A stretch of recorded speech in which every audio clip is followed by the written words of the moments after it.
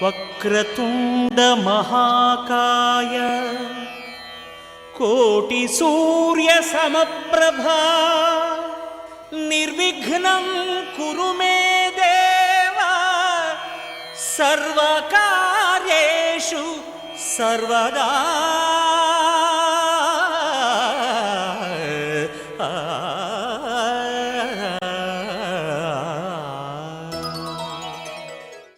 ఇవాల్టి కార్యక్రమానికి కథానాయకులు ఇద్దరు.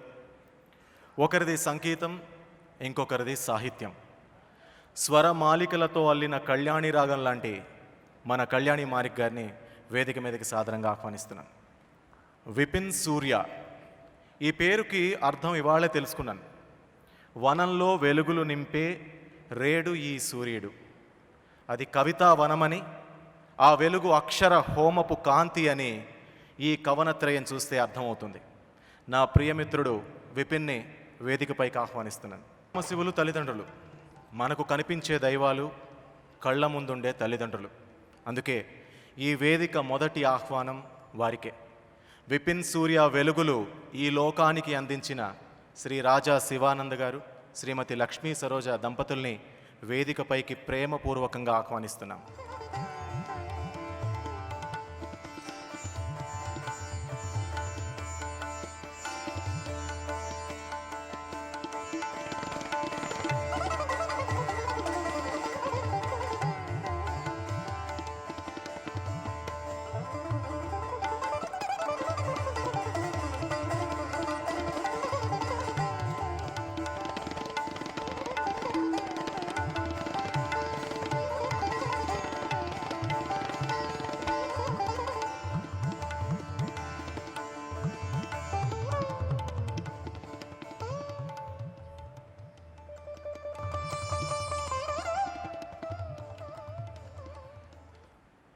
ఇక ఇవాల్టి కార్యక్రమానికి ముఖ్య అతిథిని పిలుచుకునే సమయం. ఆయన గురించి చెప్పేందుకు నా అక్షర జ్ఞానం సరిపోదు. ఆయన పరిచయానికి నా వయస్సు, ఆహ్వానించడానికి అనుభవం ఓ మూలకు కూడా రావు. అందుకే సంగీతం, సాహిత్యం, నిర్వహణల శక్తిని తోడు తీసుకొని ఈ బాధ్యతను నిర్వర్తిస్తున్నాను.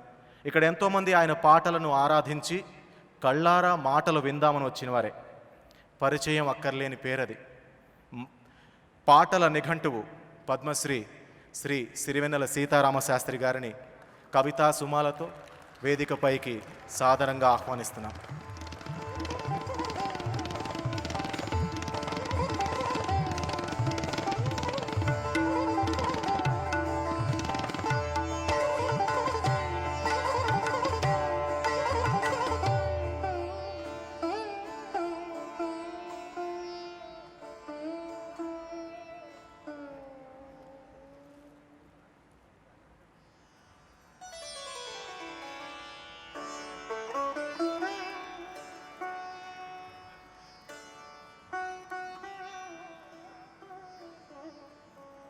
ముచ్చటగా 3 సినిమాలకు రాసి రచయితలు కనుమరుగైపోతున్న కాలం ఇది. కానీ 200 పైచిలకు సినిమాలకు రచయితగా మాటల వ్యవసాయం చేస్తున్న ఈ సాయంత్రపు ప్రత్యేక అతిథి శ్రీ మరుధూరి రాజా గారిని వేదికపైకి సగౌరవంగా ఆహ్వానిస్తున్నాం.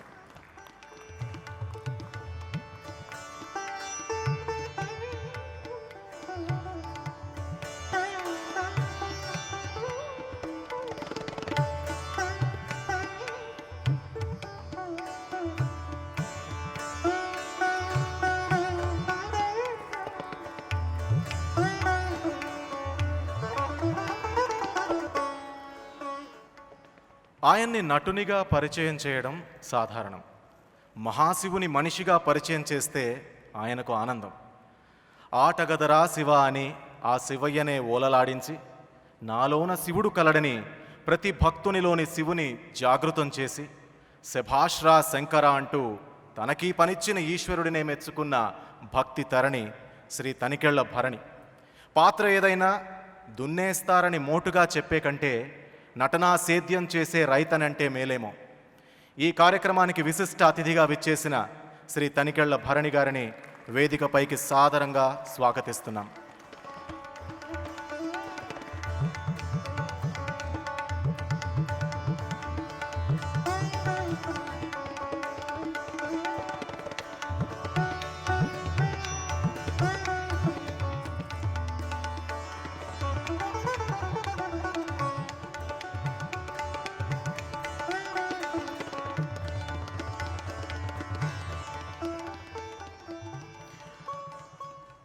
ఆయన మాటలు టీవీల వేదికగా ప్రతిధ్వనించాయి. ఆయన ఆలోచనలు పాలనలో ప్రస్ఫుటించాయి. ఆయన ఆర్థిక ప్రణాళికలు ప్రభుత్వాల పద్దుల చిట్టాలకు తోడ్పాటునందించాయి. ఈ కార్యక్రమానికి గౌరవ అతిథిగా విచ్చేసిన శ్రీ పరకాల ప్రభాకర్ గారిని వేదికపైకి వినయపూర్వకంగా స్వాగతిస్తున్నాం.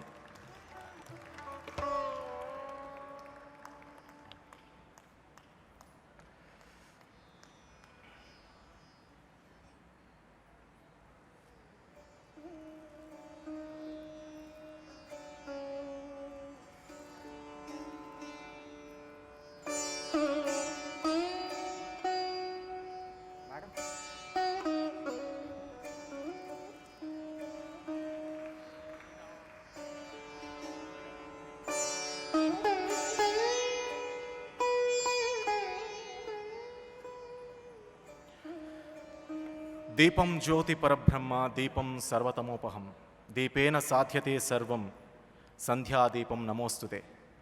కార్యక్రమానికి అతిథులుగా విచ్చేసిన వారిని పెద్దలని జ్యోతి ప్రజ్వలన చేయాల్సిందిగా అభ్యర్థిస్తున్నాం.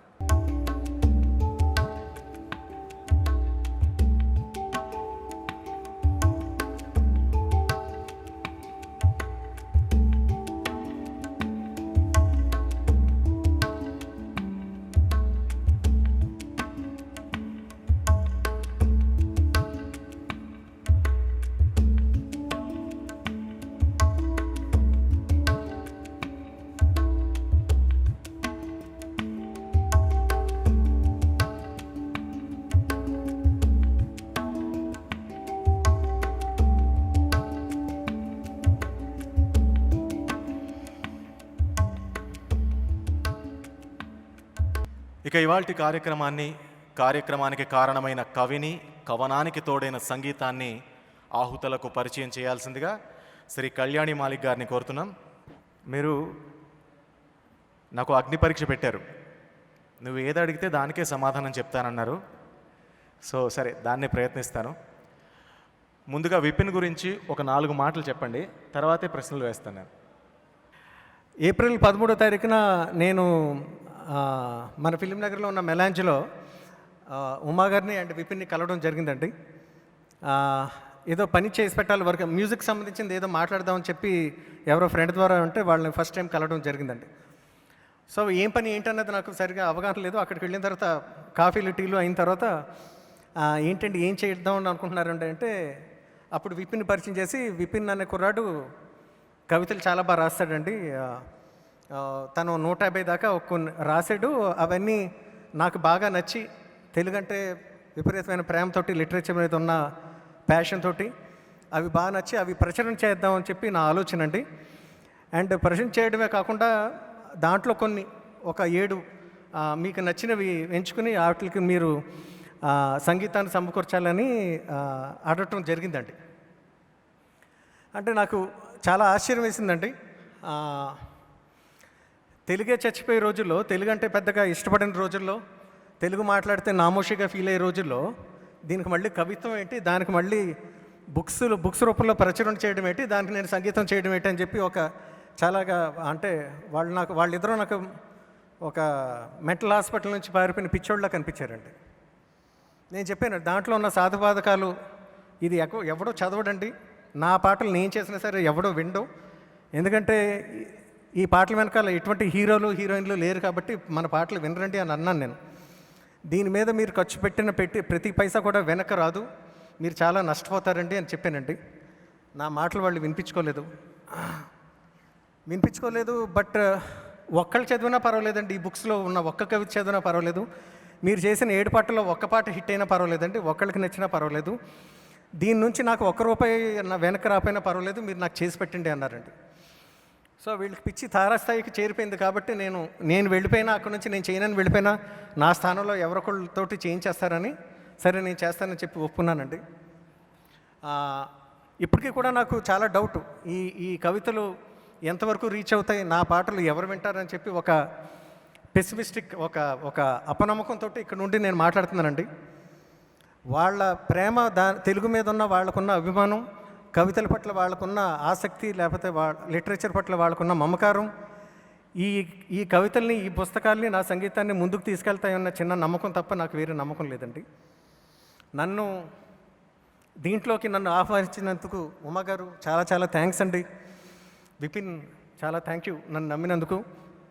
సాధ్యమైనంత నాకున్న శక్తి మేరకు, నాకున్న అవగాహన మేరకు నీ కవితలకి నేను న్యాయం చేకూర్చానని చెప్పి నేను నమ్ముతున్నాను.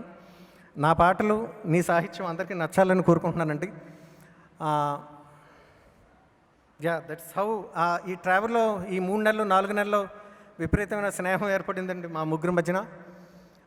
స్నేహంతో పాటు ఆటోమేటిక్గా మన చేసే వర్క్ మీద ప్రేమ పెరుగుద్ది. అవి హిట్ అవ్వాలని, అందరికీ నచ్చాలని తెలియకుండా కోరుకుంటూ ఉంటాం. అవి ఎలా ఉన్నా సరే అవి బాగున్నాయి అని మీలాంటి వాళ్ళు ఎవరో ఒకళ్ళు చెప్పి భుజం తడితే తప్ప ఆ ధైర్యం రాదండి. అండ్ దానికి తగిన వేదిక, తగిన మనుషులు మీరైనందుకు చాలా చాలా గర్వంగాను, చాలా సంతోషంగాను, ఇది చాలా అదృష్టంగాను భావిస్తున్నామండి. అండ్ ఉమా గారు, విపిన్ గురించి నేను చెప్పదలుచుకుని చెప్పానండి. అండ్ ఈ పాటలు రేపొద్దున్న ఇవాళ రిలీజ్ అయిన తర్వాత దానికి పేరు ఏమాత్రం మెచ్చుకున్నా, ఎవరైనా మెచ్చుకున్నా, దానికి ఏం పేరు వచ్చినా సరే ముఖ్య కారణం నేను లేకపోతే విపిన్ సాహిత్యం అన్నది పక్కన పెట్టేస్తే దాన్ని అందంగా పాడిపెట్టిన నా సింగర్స్ చాలామంది ఉన్నారండి. వాళ్ళందరికీ నేను మనస్ఫూర్తిగా థ్యాంక్స్ చెప్తున్నాను. వాళ్ళ అందమైన గొంతుకులతోటి నా పాటలు ఇంకా అందంగా ధ్వనించేలా చేశారండి. Thank you all so much. వాళ్ళంతా ఇక్కడికి వచ్చారండి. అండ్ మీకు మళ్ళీ శాస్త్రి గారు మీరంటే నాకు చాలా చాలా ఇష్టం.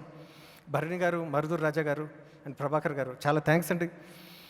అంటే శాస్త్రి గారు జనరల్గా ఎందుకు ఎక్కువ ఇష్టం, ఎందుకు అంత ప్రేమ నాకు అంటే 2001 సంవత్సరంలో నేను అమృతం అనే సీరియల్ ద్వారా నేను పరిచయం అయినండి. అప్పటికి ఆయన తారాస్థాయిలో ఉన్నారు.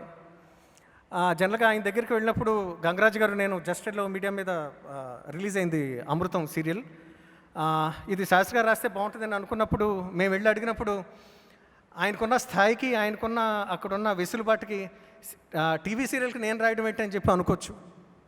కానీ ఆయన ప్రతిదీ కూడా నేను రాసిన పాటగా, నా ముద్ర ఉంటుందిగా, అది టీవీ సంగీతం అయితే ఏంటి, లేకపోతే యాడ్స్ అయితే ఏంటి, లేకపోతే సినిమా సంగీతం అయితే ఏంటి అన్న ఒకనొక దృక్పథంతో, గొప్ప సంస్కారంతో నా పాట, ఫస్ట్ పాట శాస్త్రి గారు రాయడం జరిగిందండి. ఆ తర్వాత నుంచి ఒక 80% నేను ఈరోజు మ్యూజిక్ డైరెక్టర్గా నిలబడ్డాను, నాకు ఒక ఉనికి ఏర్పడింది అంటే అది కేవలం శాస్త్రి గారి తాలూకా సాహిత్యం తాలూకా మహిమ. ఒక స్వార్థపూరితమైన కోరిక కూడా ఏంటంటే, నేను మ్యూజిక్ డైరెక్టర్గా బతికి ఉన్నంతకాలం శాస్త్రి గారి కాలం పదునితో అది పరిగెడుతూనే ఉండాలని చెప్పి నా కోరిక అండి. అది ప్రేమ లేకపోతే స్వార్థం అన్నది ఎప్పటికప్పుడు నాలో నాకు అది ఆ డైలమాలో ఉంటాను. బట్ ఆ స్వార్థమైన పర్వాలేదు, ఆ స్వార్థం అంటే నాకు చాలా ఇష్టం అండి. శాస్త్రి గారు మీరంటే చాలా ఇష్టం. ఒక రకమైన తర్వాత ఒక చిరాకు కూడా ఏర్పడిందండి మీరంటే నాకు. ఆ చిరాకు ఎందుకంటే నా పాటలు, నా ట్యూన్స్ అంటే నాకు చాలా ప్రాణం అండి, నాకు చాలా ఇష్టం. నా పాటలు ఎవరు మెచ్చుకున్నా మెచ్చకపోయినా నా సంగీతం అంటే నాకు చాలా ఇష్టం. అవి హిట్ అయినా హిట్ అవ్వకపోయినా. కానీ నెమ్మదిగా ఏంటంటే ట్యూన్ కంపోజ్ చేసిన తర్వాత ఉన్న ప్రాణం శాస్త్రి గారు రాసిన తర్వాత అది ఇంకా ఎక్కువగా బాగుంటాం అన్నది నేను నెమ్మదిగా రియలైజ్ అయ్యాను. అంటే నా ట్యూన్ కన్నా శాస్త్రి గారు లిరిక్స్ ఎక్కువ బాగుంటున్నాయి ఏంటి అన్నది ఒక నెమ్మదిగా ఒక చిరాకు. ఇదేంటి నన్ను డామినేట్ చేసేస్తున్నారు, నా సంగీతం కన్నా ఆయన సాహిత్యం ఎక్కువ బాగుంటుంది ఏంటి, ఆయన రాస్తేనే బాగుంటుంది ఏంటి అన్నది ఒక నెమ్మదిగా తెలియని ఒక వెగటు ఏర్పడింది. వెగటు ఎటువంటిదంటే 100 గులాబ్ జాములు ఒకేసారి తినేస్తే కడుపు తిప్పుద్ది కదా, అలాగా. సో వెగటు పుడుతుంది కదా అని చెప్పి సరదాగా అలా బయటకు వెళ్ళి 4 పాటలు విన్న తర్వాత, బయట పాటలు విన్న తర్వాత ఈ వెగటే చాలా ఎక్కువ బాగుంది. సో శాస్త్రి గారండి మీరంటే నాకు చాలా చాలా చాలా చాలా ప్రాణం అండి, చాలా ఇష్టం అండి. నేను అడిగిన వెంటనే మా ఆహ్వానాన్ని మన్నించి మీరు ఇక్కడ రావడం నాకు చాలా చాలా సంతోషంగా ఉందండి. మీరంటే ఇష్టమని ఎలా చెప్పాలో తెలియక ఒకలా చెప్పి ఉంటాను నేను. బట్ దానికన్నా మించి ఎక్కువ ఇష్టం అండి మీరంటే, చాలా చాలా ఇష్టం అండి. Thank you so much. మాట్లాడలేను, ప్రశ్నలు అడుగు అన్నారు. మొత్తం కవనమే ఇక్కడ అయిపోయింది చెప్పేసారు మొత్తం డీటెయిల్స్ అని. అయితే ఇంకా కొన్ని ప్రశ్నలు మిమ్మల్ని అడగాలి, మీరు వెళ్ళిపోయారు. బిపిన్కి చాలా చిరాకు ఎక్కువ, కోపం ఎక్కువ అని మా లాంటి ఫ్రెండ్స్ ఎవరు అడిగినా చెప్తాడు. సో మీ దగ్గర ప్రదర్శించి ఉండడు అని అందరం అనుకుంటున్నాం. ఏమైనా ప్రదర్శించాడా? ఎక్కడికో చెప్పాలి. విపిన్కి కోపం అప్పుడప్పుడు నోటీస్ చేశానండి. కోపం మంచిదే, నాకు కోపం నాకు కళ్యాణ్ మాలిక్ చాలా కోపిష్టి, మధ్యలో లేచి వెళ్ళిపోతాడు, నచ్చకపోతే ఉన్నది ఉన్నట్టుగా మాట్లాడేస్తాడని చాలామంది అంటూ ఉంటారండి. కోపం వాళ్ళు అనుకుంటారు, ఆత్మాభిమానం అని నేను అనుకుంటాను. అటువంటి ఆత్మాభిమానం ఉన్న ఇంకొక వ్యక్తి Vipin. So Vipin character and attitude అన్న నాకు చాలా ఇష్టం అండి. ఆ మాత్రం గర్వం, ఆ మాత్రం కోపం ఉండటం సహజం కళాకారులకి. అది బాగుంటుంది కూడా. మీరు కవిత్వం కూడా రాసేస్తున్నారు, కోపాన్ని ఆభరణం చేసేసారు. తర్వాత మీరు ఇప్పుడు మొత్తం చూసిన మీరు ట్రావెల్ ప్లీజ్ ఈ మొత్తం కవితల్లో మీకు రసగుల్లాలా అనిపించిన ఒక కవిత అని నాకు ఇచ్చారు. రసగుల్లా అని ఎందుకన్నానంటే సార్ ఇందాక అందుకే 100 గులాబ్ జాములు తింటే వెగట్ వస్తుంది అన్నారు, కానీ 100 రసగుల్లాలు తింటే సార్కి విరక్తి రాదంట. సో అందుకు గులాబ్ జాములు చెప్పినట్టున్నారు. సో ఆ రసగుల్లా లాంటి కవితని మీరు చదివి వినిపించాలి. నేను చేసిన 7 పాటల్లో 7 మనవే, మన బిడ్డలే అని చెప్పి అని అనుకున్న తెలియకుండా ఒక బిడ్డ మీద ఎక్కువ ప్రేమ కలుగుతూ ఉంటుందండి. అది ఎందుకు కలిగింది, ఎందుకు అలా జరిగింది, మిగతా వాటి మీద అంత ప్రేమ ఎందుకు లేదన్నది విశ్లేషించుకుంటే మనకి ఒక పట్టాన సరైన సమాధానం దొరకదండి ఒక్కోసారి. అలాగా నేను చేసిన 7 పాటల్లో నాకు విపిన్ రాసిన చెలియ చెంగున అన్న పాట నాకు ఫస్ట్ కంపోజ్ చేసిన మీదట ఫస్ట్ బిడ్ అంటే చాలామందికి తల్లిదండ్రులకి ఎక్కువ మమకారం ఉంటుందండి. అలాగే నాకు ఈ పాట అంటే చాలా ఇష్టం. మిగతా పాటలతో సమానంగా ఇష్టం అని చెప్పచ్చు, కానీ ఇది ఎక్కువ ప్రేమ ఎక్కువ ఉంటుందండి. ఆ పాట ఇక్కడ మ్యూజిక్ లేదు, నేను జస్ట్ రాగా నేను మీకు పాడి వినిపిస్తాను. ఎక్కడైనా తప్పులు ఉండొచ్చు. నేను చేసినవి నేను పాడుకుంటున్నప్పుడు కూడా ఒకసారి మర్చిపోయి నేను తప్పులు పాడేస్తూ ఉంటాను.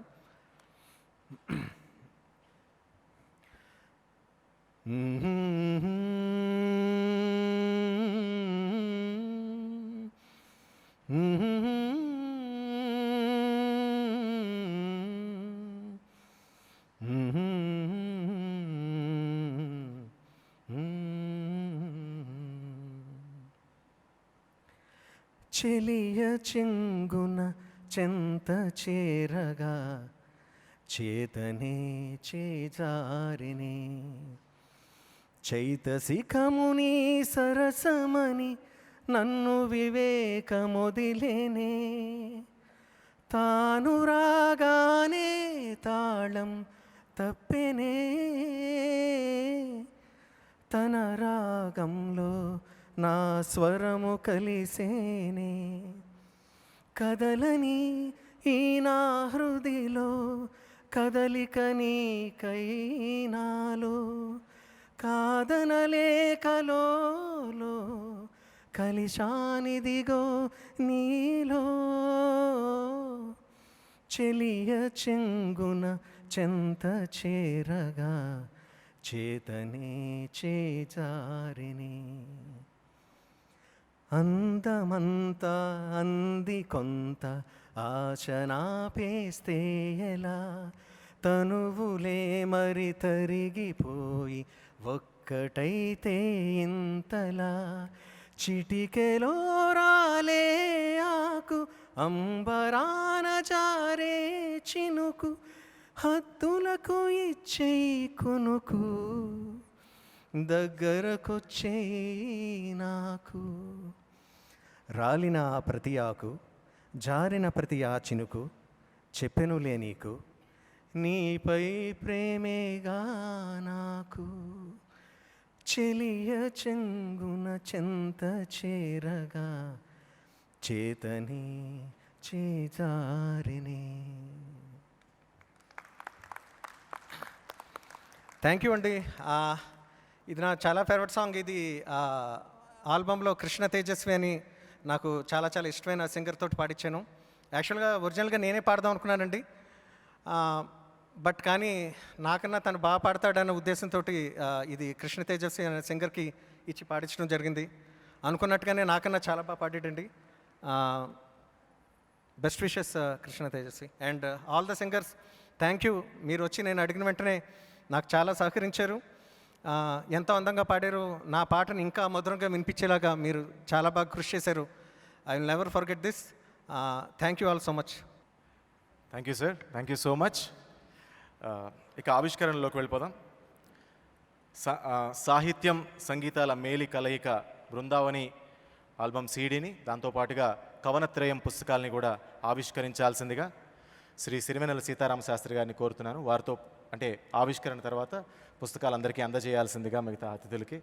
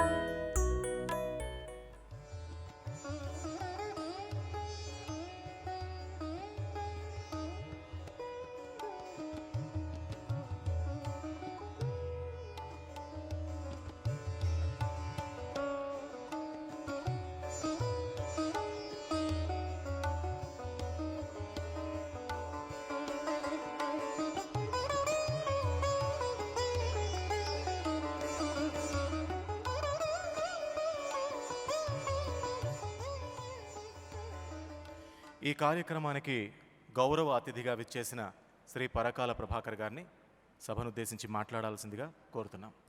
ఈనాటి ఈ కార్యక్రమానికి విశిష్ట అతిథిగా విచ్చేసినటువంటి సీతారామశాస్త్రి గారికి,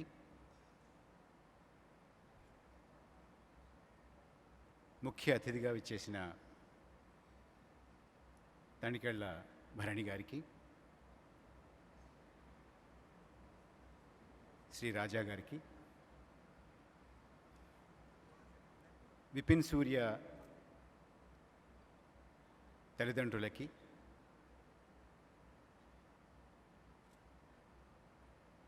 కళ్యాణి మాలిక్ గారికి, ఉమాదేవి గారికి, విపిన్ సూర్య గారికి, సమావేశంలో ఉన్న పెద్దలందరికీ పేరు పేరున నా హృదయపూర్వక నమస్కారాలు. ఇంత నిండైన సభలో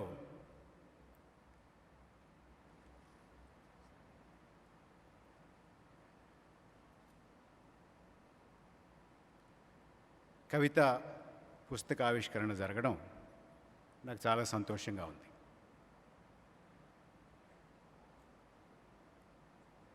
మొత్తం ప్రపంచంలోనే కవిత్వానికి ఒక ప్రత్యేకమైనటువంటి స్థానం ఉంది.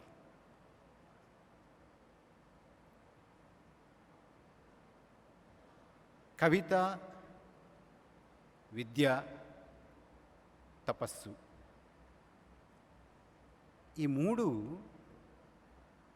అనాదిగా, అసలు దీనికి ఆది మధ్యాంతరహితాలు ఇవి. కవిత్వం ఎప్పుడు పుట్టింది? విద్య ఎప్పుడు పుట్టింది? తపస్సు ఎప్పుడు పుట్టింది? తెలియదు.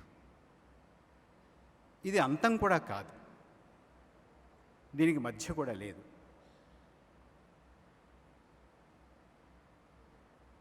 ప్రపంచంలో కవిత్వం అంటే నచ్చనటువంటి వారు ఎవరు ఉంటారని నేనైతే అనుకోను. అందరికీ నచ్చుతుంది. కవిత్వం కదలించినటువంటి మనిషి లేడు. గొప్పది కవిత్వం. ఇది నా చోరహార్యం, నచ రాజహార్యం.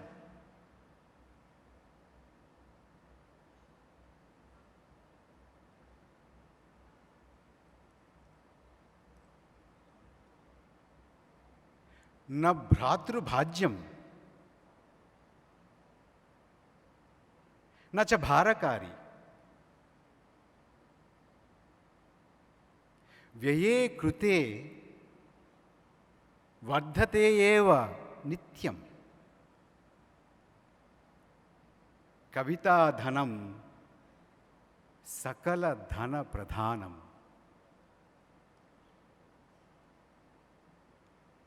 ఇది ఒక దొంగ వచ్చి దొంగిలించలేడు. రాజుగారు దీన్ని తీసుకెళ్ళలేరు మన దగ్గర నుంచి. ఎవరు కూడా పన్ను కూడా వేయలేరు దీని మీద, ఈ ధనానికి. నేను కవినైతే నా తమ్ముడు వచ్చి ఇందులో వాటా తీసుకోవడానికి లేదు. నా భ్రాతృభాజ్యం, నా భారకారి. ఇక్కడికి వచ్చాము, విపిన్ సూర్య వచ్చాడు. ఇదంతా కవిత్వాన్ని అంత పెద్దగా భారంగా మోసుకొచ్చినటువంటిది ఏం కాదు. ఇది ఎంత పంచితే, ఎంత వ్యయం చేస్తే ప్రతిరోజు నిత్యం వృద్ధతే ఏవా, పెరుగుతూనే ఉంటుంది. ఇది కవితాధనం. ఇది తపోధనం కావచ్చు, ఇది విద్యాధనం కావచ్చు, కానీ కవితాధనం వృద్ధతే ఏవ నిత్యం. అంత గొప్పది కవితాధనం. సరే, ఇవాళ కవుల గురించి, కవిత్వం గురించి, కవిత్వం యొక్క స్థితి గతుల గురించి మనందరం చాలా చాలా మాట్లాడుకుంటూ ఉంటాం. ఏమైపోతుందో, తెలుగులో కవిత బతుకుతోందా అనేటువంటి అనుమానాలు కూడా మనలాంటి వాళ్ళందరికీ వస్తున్నాయి. నేను ఎక్కడో చదివాను, విశ్వనాథ్ సత్యనారాయణ గారు అనుకుంటా, చాలా గడుసుగా రాస్తారు కదా. ఆయన రాసిన మాట ఎవరి గురించో రాస్తూ, ఆయన మంచి కవి, పండితుడు. ఆయన మంచి కవి, పండితుడు. మంచి కవి, పండితుడు అని చెప్పినాము కాబట్టి గర్భదరిద్రుడని వేరే చెప్పనవసరం లేదు. మంచి కవి, పండితుడు అని చెప్పినాము కాబట్టి గర్భదరిద్రుడని వేరే చెప్పనవసరం లేదట విశ్వనాథ సత్యనారాయణ గారు అంటారు. కవి ఎప్పటికీ అంతరించిపోడు.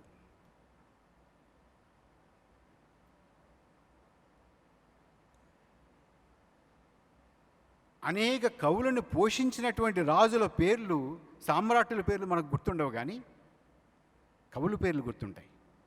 శ్రీనాథుడిని పోషించిన వారు ఎవరు మనకు గుర్తులేదు, తెలియదు కూడా చాలామందికి. కానీ శ్రీనాథుడిని మర్చిపోలేం మనం. సిరివెన్నెల గారు అనేక పాటలు రాశారు. చాలా ప్రయాసలు కూర్చి ఆ సినిమాలు తీసి ఆ పాటలు చిత్రీకరించినటువంటి వాళ్ళు మనకు గుర్తుంటారు, కానీ సిరివెన్నెల వారి గారిని మాత్రం మనం మర్చిపోలేం. నిలబడిపోతారు, కవి నిలబడతాడు. దువ్వూరు రామిరెడ్డి గారు రాస్తారు, కవి ఎలా మిగులుతాడు అని అంటే, ఉమర్ ఖయాం పానశాలలో ఆయన ఉపోద్ఘాతంగా చెప్పినటువంటి పద్యాల్లో రామిరెడ్డి గారు ఏమన్నారంటే, పంచాంగంబును సంస్కరించు గణిత ప్రావీణ్యమున్నన్. ఉమర్ ఖయాం చాలా పెద్ద గణిత పండితుడు. పంచాంగంబును సంస్కరించు గణిత ప్రావీణ్యమున్నన్, సలామంచు సంజరు షాహి ప్రీతిమేయి నీకు అర్ధాసనం విచ్చి మన్నించగలిగియు, గ్రీకు శాస్త్రంబుల పాండిత్యమును ఆర్జించియుం, కాంచగలుగుదే నీటి కీర్తి కవివే గాకుండినన్. ఖయామా, నువ్వు పెద్ద పంచాంగాల్ని సంస్కరించేటటువంటి గణిత ప్రావీణ్యం ఉండొచ్చు నీకు అప్పుడున్నటువంటి పాదుషా నీకు సలాము చేసి పిలిచి కూర్చోబెట్టి ఆయన సింహాసనం మీద అర్ధాసనం ఇచ్చి పక్కన కూర్చోబెట్టుకుని ఉండొచ్చు నిన్ను. గ్రీకు శాస్త్రాలన్నింటినీ కూడా అవపోసన పట్టినటువంటి పాండిత్యం ఉండొచ్చు నీకు. కానీ నీకు ఇంత కీర్తి వాటన్నిటి వల్ల రాలేదు. నీకు వచ్చినటువంటి కీర్తి ఎందుకు వచ్చిందంటే, నువ్వు కవివి కాబట్టి నీకు ఆ కీర్తి వచ్చింది. అది కవిత్వం యొక్క విశిష్టత. కవిత్వం ఎక్కడ ఉంటుంది? పద్యంలో కవిత్వం ఉండాల్సిన అవసరం లేదు. కవిత్వం లేని పద్యాలు చాలా ఉన్నాయి. లీలావతి గణితం కూడా పద్యంలో రాశారు, అందులో కవిత్వం ఉండదు. 2 ఏళ్ళు 4, 4 3 18, 4 3 12, ఇందులో కవిత్వం లేదు. లీలావతి గణితం పద్యంలో ఉంటుంది, ఛందస్సులో ఉంటుంది, కానీ కవిత్వం లేదు. పద్యం లేని కవిత్వం ఉంది, వచనంలో కవిత్వం ఉంది, గేయంలో కవిత్వం ఉంది, పాటలో కవిత్వం ఉంది, మాటలో కవిత్వం ఉంది. పెద్దనవలే కృతి చెప్పిన పెద్దనవలే అల్పకవిని పెద్దనవలెనా? ఏమనాలి మరి? పెద్దనవలే కృతి చెప్పిన పెద్దనవలే అల్పకవిని పెద్దనవలెనా? ఎద్దనవలే గద్దనవలే ముద్దనవలే. కానీ కవిత్వం కాదు అది, చలోక్తి. సరదాగా చెప్పాడు ఆయన, అందులో కవిత్వం ఉండదు. కానీ అందంగా ఉంది, చక్కగా ఉంది, భాష ఉంది, వెటకారం ఉంది, ఎత్తిపొడుపు ఉంది, విమర్శ ఉంది, తిట్టు ఉంది, అందంగా ఉంది. మాటలు పస నియోగికి కోటలు పస దొరలకెల్ల, మాటలు పస నియోగికి కోటలు పస దొరలకెల్ల.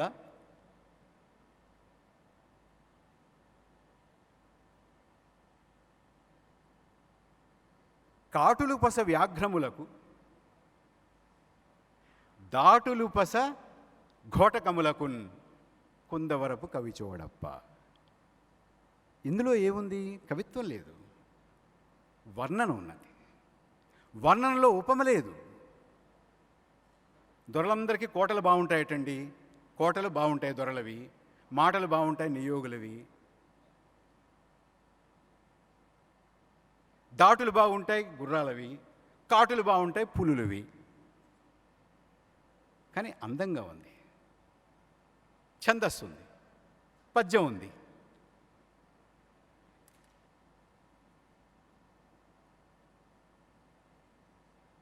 అలంకారం లేదు.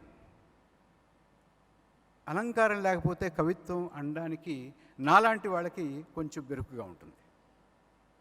అలంకారం ఉండాలి. ఉపమాలంకారం ఇంకా బాగుంటుంది.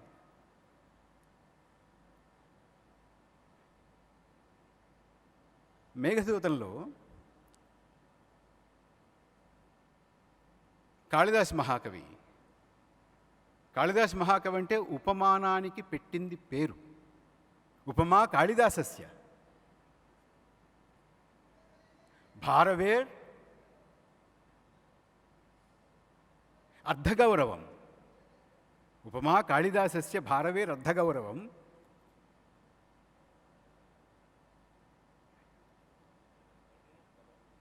దండినః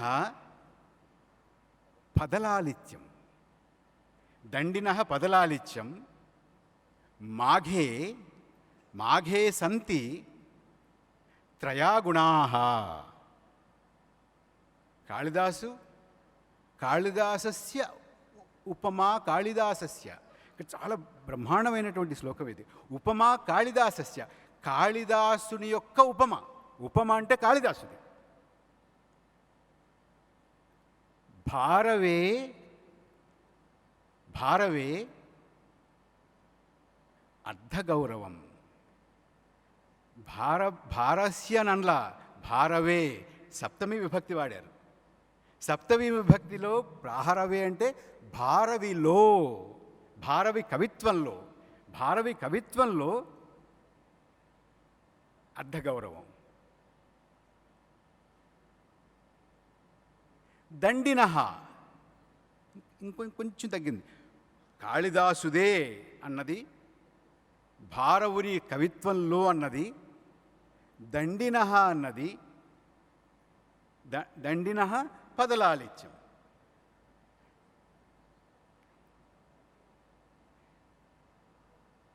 మాఘే మాఘుని యొక్క కవిత్వంలో ఈ మూడు ఉన్నాయట. మాఘే సంతి, ఈ మూడు మాఘడిలో ఉన్నాయి. త్రయాగుణాః. ఉపమాలంకారం చెప్పాలంటే కాళిదాసుని చెప్పాలి. కాళిదాసు ఉపమాలంకారం ఎలా ఉంటుంది? ఎలా ఉంటుందంటే ఎంత లోతుగా ఉంటుందంటే, ఎంత చక్కగా ఉంటుందంటే, ఎంత ఎంత కల్పన ఉంటుందంటే, బాహ్యోద్యానస్థిత హరశిరశ్చంద్రికా ధౌత హర్మ్యా. బాహ్యోద్యానస్థిత హరశిరశ్చంద్రికా ధౌత హర్మ్యా. మేఘదూతంలో కాళిదాస మహాకవి అలకాపురిలో ఉన్నటువంటి సౌధాలను వర్ణిస్తూ ఆ నగరం యొక్క బయట, బాహ్యోద్యాన నగరం యొక్క బయట ఉన్నటువంటి ఉద్యానవనంలో కూర్చున్నటువంటి శంకరుని యొక్క తల మీద ఉన్నటువంటి చంద్రుడి యొక్క చంద్రిక వెలుగుల్ని, వెన్నెలని, దానితో తడిచినటువంటి భవనాలు ఉన్నటువంటి నగరం. ఎంత గొప్ప ఉపమానం చూడండి. దట్ ఈస్ ఉపమాలంకారం. ఇప్పుడు కవిత్వంలోకి వస్తున్నాం. పద్యంలో వచనాలు, ఇది గద్యం, కాళిదాసుని గద్యం. ఇది కాళిదాసు మహాకవి గద్యం. గద్యంలో ఉపమాలంకారం, గద్యంలో కవిత్వం. ఇది ఒక తరం, ఒక యుగం, ఒక కాలం.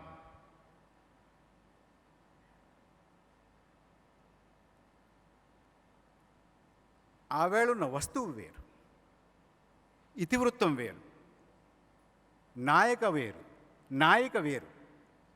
ఇవాళ మన ముందున్నటువంటి వస్తువు వేరు, ఇతివృత్తం వేరు, నాయకులు వేరు, మనం చూసేటటువంటి ప్రపంచం వేరు. మనకు స్వాతంత్రం వచ్చిన తర్వాత ఈ దేశాన్ని మనం ఏం చేయాలి, ఈ దేశంలో పేదరికంతో అల్లాడుతున్నటువంటి వారిని మనం ఏం చేయాలి, వారి గురించి ఏం ఆలోచించాలి, వారి భవిష్యత్తు ఎలా ఉండాలి అనేటటువంటి దాని మీద ఆనాటి కవులు స్పందించారు.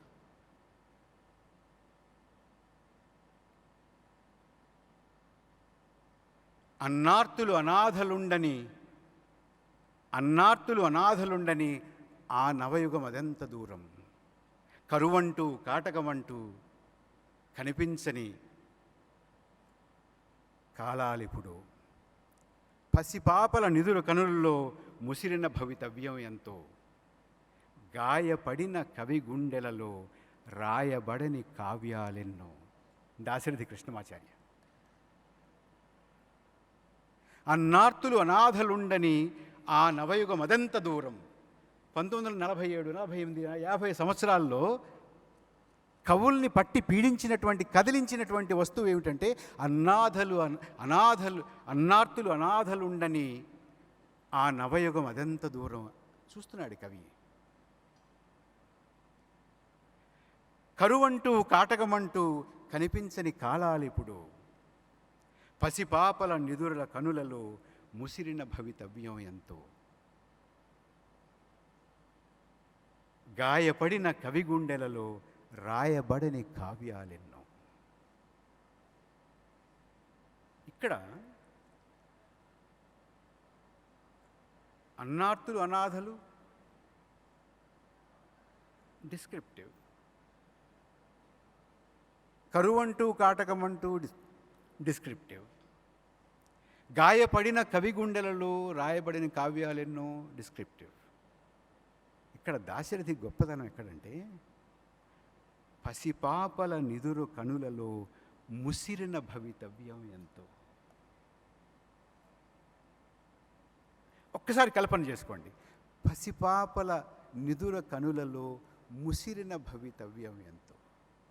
అక్కడ దాశరథి అలంకారం, దాశరథి గొప్పతనం మనకు కనపడుతుంది. జైళ్లలో రాశారు, జైళ్లలో గోళ్ళ మీద రాశారు. నా తెలంగాణ కోటి రత్నాల వీణ అన్నది జైల్లో మసిబొగ్గుతోటి గోడ మీద రాసినటువంటి పాదం.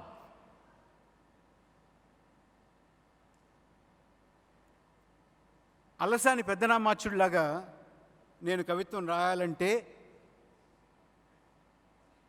శాస్త్రి గారు నిరుపహతి స్థలంబు రమణీ ప్రియదూతిక తెచ్చి ఇచ్చు కర్పూర విడము ఆత్మకింపైన భోజనంబు ఊయల మంచము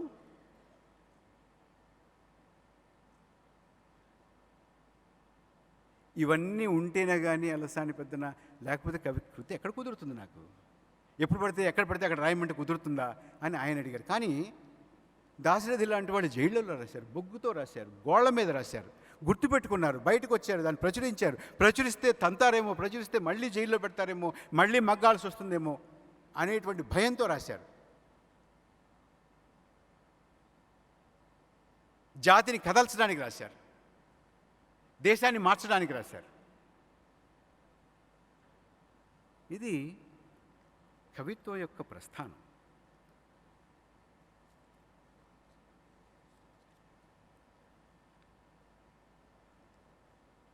ఎంత గొప్ప గొప్ప అలంకారాలు. ఒక్క ఉదాహరణ చెప్తాను, చిన్న ఉదాహరణ. చికిలి పట్టించి చిరుసాన చేయించిన గండ్రగొడ్డలి జాబిల్లి, శ్రీనాథ మహాకవి. చికిలి పట్టించి చిరుసాన చేయించిన గండ్రగొడ్డిలా ఉంది జాబిల్లి. జాబిల్లి ఎలా ఉందంటే గండ్రగొడ్డలిలా ఉంది, చికిలి పట్టించి చిరుసాన చేయించినట్టుంది. ఇది శ్రీనాథ మహాకవి.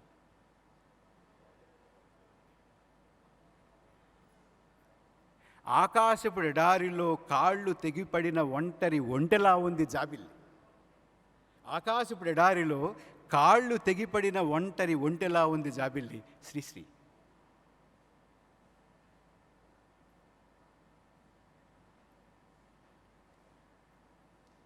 ఇప్పుడు అవార్డులు ఇచ్చేటటువంటి వాళ్ళని మెప్పించాలంటే ఎలా రాయాలో తెలుసా అండి?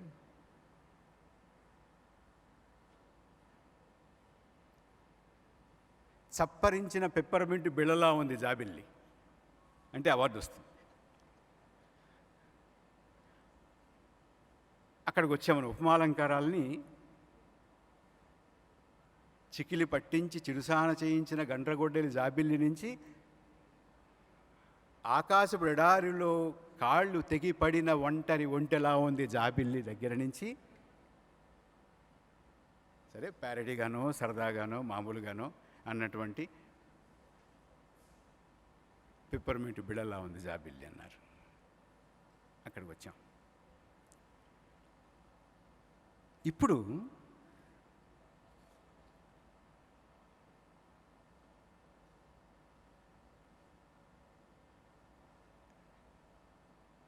కవిత ప్రౌఢతని మనం ఎందుకు గుర్తు చేసుకుంటున్నామంటే,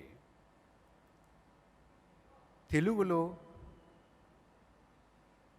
కవులు, కవిత, సాహిత్యం ఇవి అంతరించిపోతున్నాయా అనేటువంటి భయంతో ఉన్నటువంటి సందర్భంలో విపిన్ సూర్య చక్కటి కవితల్ని రాస్తూ వచ్చారు. వాటన్నిటినీ తీసుకొచ్చి ప్రచురించి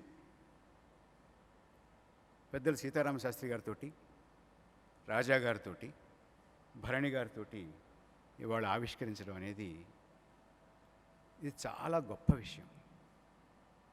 ఇది ఒక నిండైనటువంటి సభ. ఇంత పెద్దలు, సాహితీమూర్తులు, కళా స్రష్టలు ఈ వేదిక మీద ఉండి అతన్ని ఆశీర్వదించి ఈ కవితా సంకలనాల్ని వారు ఆవిష్కరించారు. కళ్యాణి మాలిక్ గారు మామూలుగా సినిమాలలో పనిచేసేటటువంటి సంగీత దర్శకులు చేయనటువంటి పని, బహుశా చేయలేనటువంటి పనిని వారు చేశారు. నాకు అప్పుడప్పుడు అక్కడక్కడ కాస్తంత సినిమా వారితో కొంత పరిచయం కూడా ఉంది నాకు. నేను నిన్నే మాలిక్ గారితో కూడా చెప్పాను. నాకు ఒక చాలా పెద్ద నిర్మాత గారు కొన్నాళ్ళ క్రితం పరిచయం అయ్యారు. పరిచయం ఉండేది, ఇప్పుడు లేదు వారితో. నేను ఒకసారి వారితో కూర్చొని మాట్లాడుతూ ఉంటే వారి సహాయకులు వచ్చి చెప్పారు, సార్ రైటర్ వచ్చాడండి అని. రైటరా రమను అన్నాడు. ఆయన పాపం వచ్చాడు. ఏమయ్యా రైటరా? ఏం రాసావు చెప్పు, నుంచి కూర్చోమని కూడా అనలా, కుర్చీలు ఉన్నాయి ఇక్కడ. ఆయన పాప ఏదో చెప్పాడు, బాగాలేదు వెళ్ళిపో. అంటే ఒక రైటర్ని, ఒక రచయితని, ఒక కవిని, ఒక గేయకారుణ్ణి ఆ రకంగా అంత అనాదరణతో ట్రీట్ చేసేటటువంటి రోజుల్లో కళ్యాణి మాలిక్ గారు ఏదో నేను పలానా ట్యూన్ ఇస్తాను నువ్వు రాయి అనకుండా, విపిన్ రాసినటువంటి దాన్ని ఆయన ఒక బాణీ కట్టి కష్టపడి అందులోంచి 7 మంచివి ఏరి వాటిని ఈ రూపానికి తీసుకురావడం వారికి నా మనస్ఫూర్తిగా నేను నా అభినందనలు తెలియజేస్తున్నా.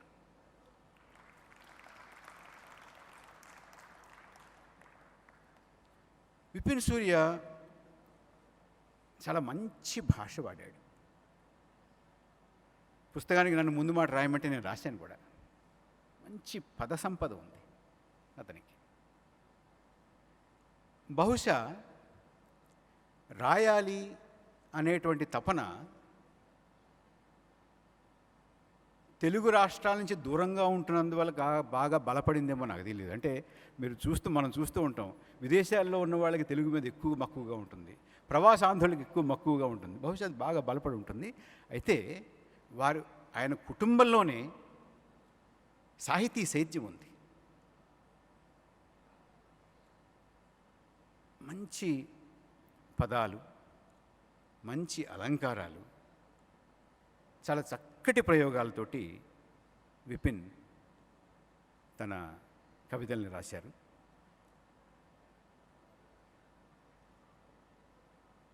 నాకు రామిరెడ్డి గారు అంటే చాలా ఇష్టం, శాస్త్రి గారు. సందర్భం వచ్చింది కాబట్టి, అంటే చిన్న పదంతో పెద్ద తత్వం ఆయన చాలా బాగా చెప్తారు.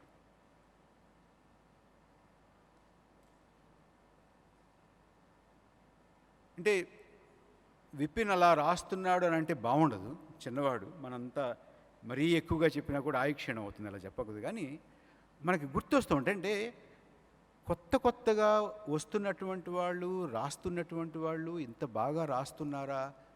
విపిన్ అడిగితే ఏమీ చదవలేదంటాడు. మరి చదివేయడో లేదో నాకు నిజంగా తెలియదు. కానీ చదవకపోయినా కూడా బహుశా కుటుంబ సంస్కారం కావచ్చు, పూర్వజన్మ సంస్కారం కావచ్చు, చాలా చక్కగా రాశాడు. నేను రామిరెడ్డి గారిది ఒక పద్యం చదువుతాను.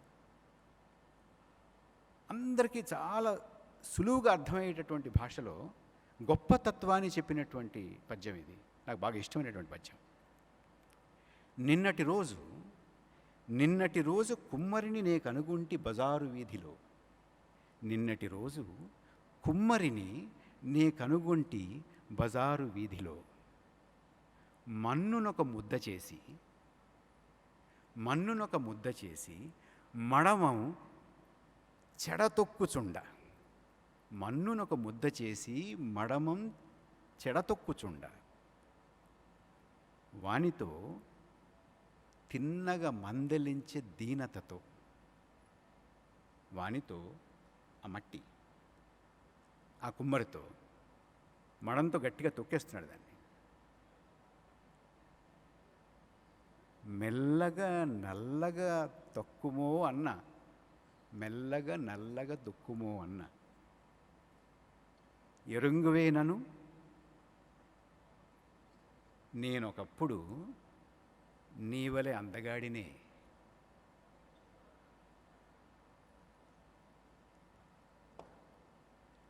నిన్నటి రోజు కుమ్మరిని నే కనుగొంటి బజారు వీధిలో.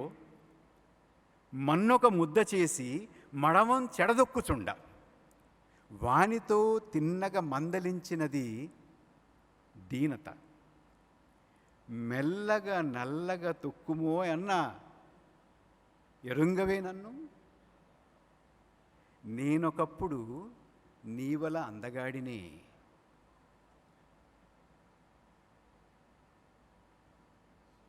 ఆ మట్టి మెల్లగా తక్కువయ్యా, తెలీదా? ఒకప్పుడు నేను కూడా నీలా అందగాడినే. అంటే అందులో పరకాల ప్రభాకర్ ఉండొచ్చు, సీతారామ శాస్త్రి ఉండొచ్చు, భరణి ఉండొచ్చు, విపిన్ ఉండొచ్చు, ఎవరన్నా ఉండొచ్చు. అంతే కదా. మనందరం అంటే రామిరెడ్డి గారు ఏం చెప్తున్నారంటే, ఇంత చిన్న పదాలతోటి ఏం చెప్పారంటే, రేపొద్దున్న ఎక్కడో ఒక చోట కుమ్మరి మన్నుని తొక్కుతుంటే అందులో మనం ఎవరన్నా ఉండొచ్చు. అది తత్వం. అంత గొప్ప మాట రాశాడు ఆయన. సగసగాల సహవాసం సగంలోనే స్తంభించిపోయిందా? సగసగాల సహవాసం సగంలోనే స్తంభించిపోయిందా? ఇసుక తిన్నెలపై ఒంటరి కాలిముద్రలను చూసి సముద్రం అడిగింది. విపిన్ రాస్తున్నాడు, గొప్పగా రాశాడు. సగసగాల సహవాసం సగంలోనే స్తంభించిపోయిందా? ఇసుక తిన్నెలపై, అంటే రోజు వీళ్ళిద్దరూ బీచ్ మీద ఇద్దరు కలిసి తిరగడం చూసింది సముద్రం. ఒకరోజు ఒకరి కాలి ముద్రలే కనపడ్డాయి సముద్రానికి. ఒకరి కాలి ముద్దలే కనపడితే సముద్రాన్ని, ఇసుక తిన్నెలపై ఒంటరి కాలి ముద్దలను చూసి సముద్రం అడిగిందట. నచ్చింది నాకు బాగా. చిన్నవాడే కానీ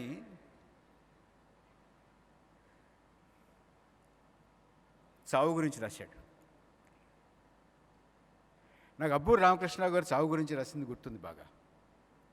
మరణం పిలిచింది నన్ను నానావిధ భాషలతో, మరణం పిలిచింది నన్ను నానావిధ భాషలలో, సమయం రాలేదని నేను నిరసించానా పిలుపులు అని ఆయన అన్నాడు, పెద్ద ఆయన. విపిన్ అంటాడు, చావు ఏం రావు, పిలుస్తున్నాడు, చావు ఏం రావు, చాకులో నువ్వు, మేకులో నువ్వు, ఆకులో నువ్వు, ఆకలి నువ్వు, అడగని వాడికి అతిథివి నువ్వు అని విపిన్ అంటున్నాడు.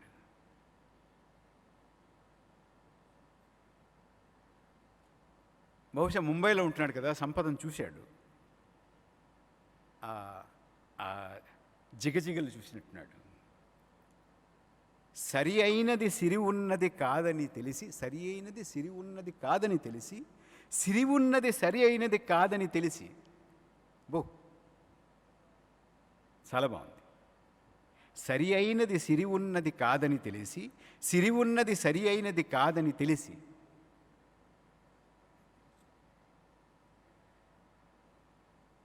చక్కటి కవితలు చక్కగా ముద్రించారు. నిండైన సభ ఏర్పాటు చేశారు, పెద్దలందరూ వచ్చారు. కానీ ఇవాళ సమాజంలో అరసికత్వం పెరిగిపోతోంది. ఇదివరకు నేను ముందు మాటలో కూడా రాశాను, నాకు నేరేళ్ళ వేణుమాధవ్ గారు ఒక విషయం చెప్పారండి.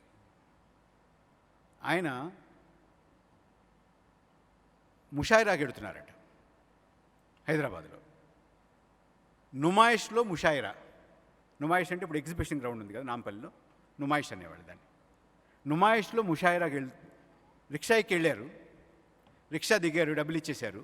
ముందుకెడుతూ ఎందుకో వెనక్కి తిరిగి చూసుకుంటే ఆ రిక్షావాడు, రిక్షా చిన్న గూడు రిక్షాలు ఉండేవి హైదరాబాద్లో, రిక్షా సీటు పైకెత్తి ఒక షేర్వాణి తీసి అతను కూడా షేర్వాణి తగిలించుకుని ముషాయిరాకి వచ్చాడు వెనకాలే.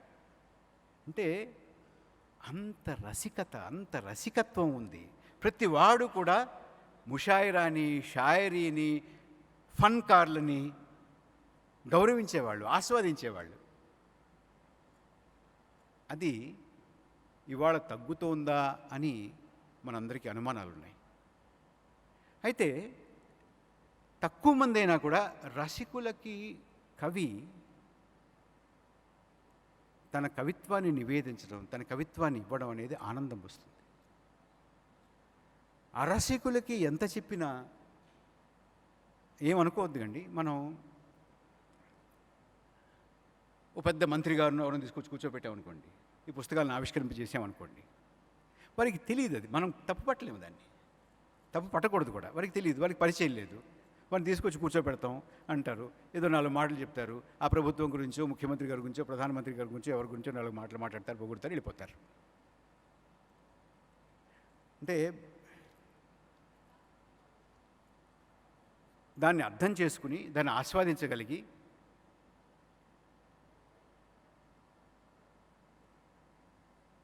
రాసినటువంటి వారిని ప్రోత్సహించగలిగేటటువంటి శాస్త్రి గారు, భరణి గారు, రాజా గారు, మీలాంటి పెద్దలందరూ, వీరికి విపిన్ సూర్య కవిత నివేదిస్తే, ఆయన చెబితే దానికి ఒక సార్థకత ఉంటుంది. కాళిదాస్ మహాకవి రాశాడని అంటారు, నాకు తెలియదు, చాలామంది రాసి ఉండొచ్చు, కాళిదాస్ పేరు చెప్పుకుని దాన్ని ప్రాచుర్యంలోకి తీసుకొచ్చి ఉండొచ్చు. కానీ ఇతర తాప శతాని యథేచ్ఛయా వితరతాని సహే, ఇతర తాప శతాని యథేచ్ఛయా వితరతాని సహే. ఇతరత్రా ఎన్ని బాధలున్నా, తాపాలున్నా, అవి శతాని 100లున్నా నువ్వు యథేచ్ఛగా దాన్ని మా మీద రుద్దినా కూడా నేను సహిస్తాను చతురాన నా ఓ బ్రహ్మ, నేను వాటన్నిటినీ సహిస్తాను. అరసికేషు కవితా నివేదనం శిరసి మాలిక మాలిక మాలిక. అరసికేషు, అరసికులకి కవితా నివేదనం, కవితని నివేదించడం అనేటటువంటిది మాత్రం నా శిరస్సు మీద లిఖించవద్దు లిఖించవద్దు లిఖించవద్దు అని 3 సార్లు వేడుకున్నాడు కాళిదాస్ మహాకవి అని అంటారు. అంచేత అయితే మనందరికీ, మీ అందరికీ రసికత్వాన్ని, రసించేటటువంటి వారిని, కవితని, గేయాన్ని, గాయకులని, గాత్రాన్ని, సంగీతాన్ని, వీటన్నిటినీ ఆస్వాదించేటట్టుగా సమాజం మీద ఈ పెద్దలందరూ ముద్ర వేస్తారని,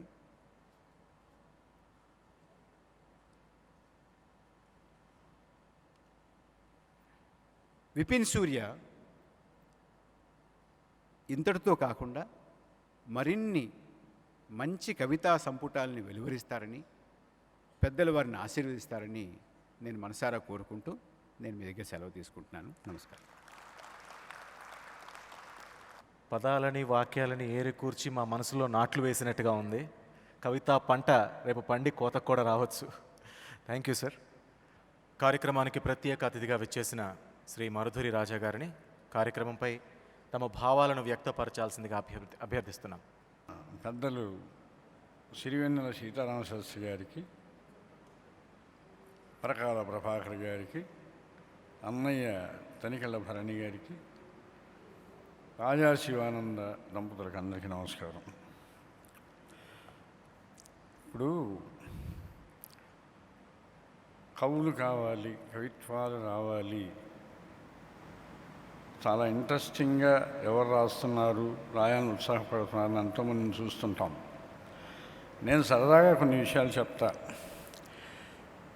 నా దగ్గరికి వస్తుంటారు, మేము పాటలు రాసాము, కవిత్వాలు రాసాము, మీరు వినమని. ఫస్ట్లో నేను చాలా సహనంగా అందరినీ ఎంకరేజ్ చేయాలి, వింటుండేవాడు. నేను చాలా ఓపికగా పిల్లలు వాళ్ళే చదువుతున్నారు ఎంకరేజ్ చేద్దామని వింటుండేవాడిని. పాపం కొంతమంది వాళ్ళ భాష చెప్పలేక చిన్నపిల్లల్లాగా తోచిన ఏదో చెప్తుండేవాళ్ళు, కొంతమంది హింసాత్మక ధోరణిలో వెళ్ళేవాళ్ళు. ఒకసారి ఒక అతను వచ్చాడు, సార్ నేను పాటలు రాశాను, మీరు వినాలని ఫోన్లు చేస్తుంటే, సరే రా బాబు అన్న. అది అనుకోకుండా నేను ఒంగోలు వెళ్ళి రారా బాబు అంటే ఒక చిన్న కట్ట ఒక బ్యాగ్తో వచ్చాడు. అన్నీ పొలిటికల్ పాటలు వినిపించాడు. తెలుగుదేశం వెళ్తుంది, సైకిల్ దూసుకుపోతుంది ఒక పాట వినిపించాడు. 2 నిమిషాలు భరించాడు. వెంటనే ఇంకో పేపర్ తీసి హస్తం దూసుకుపోతుందని అదే పాట హస్తం మార్చాడు, సైకిల్ మార్చాడు, వినిపించాడు. నాకు ఆ రోజు నుండి భయం వేసింది పాటలు వినాలంటే. రకరకాలుగా సార్ అన్ని పాటలు వినిపించి, సార్ ఎలా ఉన్నాయి సార్ బాగా పాటలు అంటే, బాగున్నాయా, రాజశేఖర రెడ్డి గారు చంద్రబాబు నాయుడు గారు కలిపి ఒక పార్టీ పెడితే ఆ పార్టీకి పాటలు పనికొస్తాయి అని తప్పించుకున్నాను. ఆ రోజు నుండి కవిత్వం ఎవరైనా చెప్తామన్నా ఒక జాగ్రత్తగా వింటుండేవాడిని. ఎందుకంటే పాపం వాళ్ళని బాధ పెట్టడం, నేను బాధపడటం వేస్ట్ అని. అనుకోకుండా మా శిష్యుడు రమణలోక వర్మ అని నా శిష్యుడు, అతను రచయిత, దర్శకుడు. అతను సార్ విపిన్ అని మన కుర్రాడు ఉన్నాడండి, నాకు బాగా కావాల్సిన వాడు, అతను కవిత్వం రాస్తున్నాడు, కవిత్వాలు ఇట్లా పొయిటరీ రాశాడు, మీరు వినాలి అంటే తప్పకుండా అన్నా. ఎందుకంటే అతని మీద నమ్మకం నాకు. విపిన్ వచ్చాడు, 3 బుక్స్ ఇచ్చాడు, చదివా. దృఢమైన పదాలు పడ్డాయి, లోతైన భావాలు ఉన్నాయి. అతనికి ఏదో చెప్పాలన్న ఒక తపన, ఒక ఆతృత కనిపించింది. ఆ సందర్భంలో అక్కడక్కడ చిన్న చిన్న పదాల్లో అల్లరి చేసిన వెంటనే భావాల్ని కరెక్ట్గా తను చెప్పదలుచుకుంది జాగ్రత్తగా చెప్పాడు. నేను ఒకసారి 2 సార్లు కూడా కొన్ని చదవాల్సి వచ్చింది. తన ప్రయత్నం, గట్టి ప్రయత్నం చేశాడు, మంచి ప్రయత్నం చేశాడు.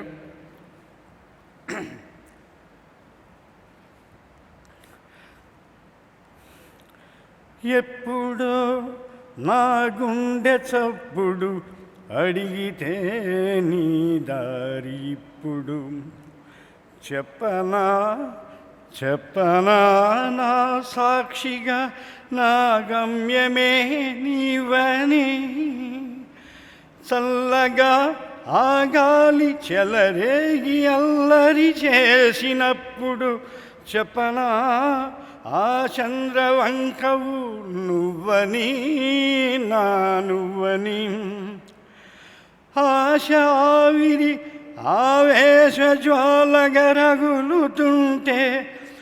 నమ్మనా ఆ వేడి నివ్వని కాలిపోనా ఇది నా చివరి క్షణమని.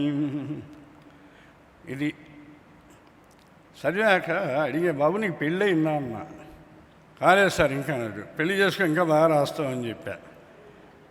ఎందుకంటే అక్కడుండి ఇంకా మెచ్యూరిటీ లెవెల్స్ పెరుగుతాయి, బాగుంటాడు, బాగా తను అర్థం చేసుకొని మంచి మంచి ప్రయత్నాలు ముందు ముందు చేస్తాడని భగవంతుడు ఆ శక్తి అతనికి ఇవ్వాలని కోరుకుంటూ సెలవు తీసుకుంటున్నాను. మరుధూరి వారి మధురమైన మాటలు విన్నాం. ఈ కార్యక్రమానికి విశిష్ట అతిథిగా విచ్చేసిన శ్రీ తనికెళ్ల భరణి గారిని సభనుద్దేశించి ప్రసంగించాల్సిందిగా కోరుతున్నాం. ఇది ఒక చక్కటి కవి సంధ్య. చాలా తమాషాగా నేను ఇందాక నుంచి చూస్తుంటే సూర్యచంద్రులు పక్క పక్కనే కూర్చున్నారు ఈ కవి సంధ్యలో. ప్రభాకర్ గారు, సిరివెన్నెల. ఇక్కడ అంటే సూర్యచంద్రులు ఎక్కువ ఉన్నారు. విపిన్ సూర్య. రాజా అన్న చంద్రుడే, ఆ రాజానంద్ గారు కూడా చంద్రుడే. పోతే ఒక్కటే చుక్క భరణి.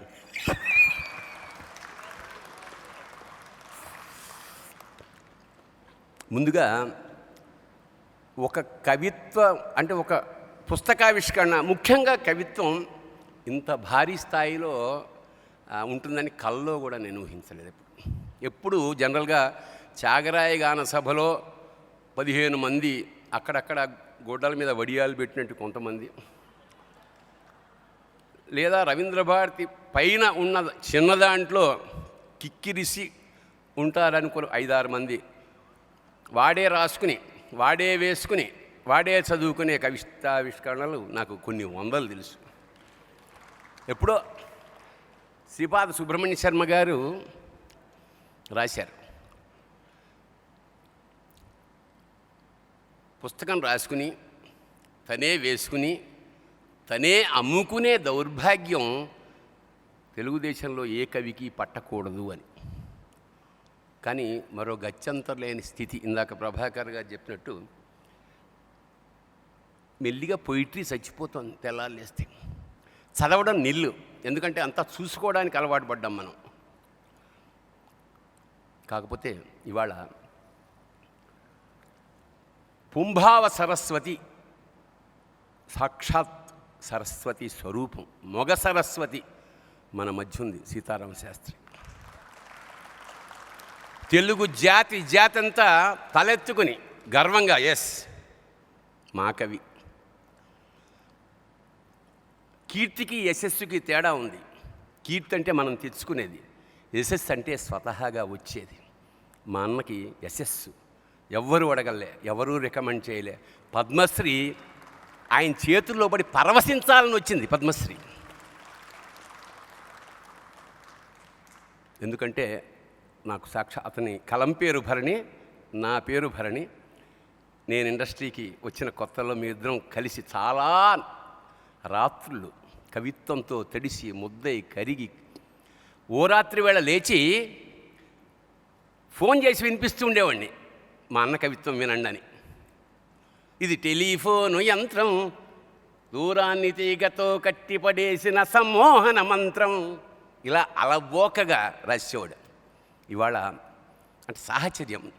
నేను ఎంటర్ అయ్యాక ఆయన పేరు పోయింది. ఎలా పోయిందంటే, భరణి అని ఉన్నావు కదరా, ఇంకా నేను మానేస్తానన్నాడు.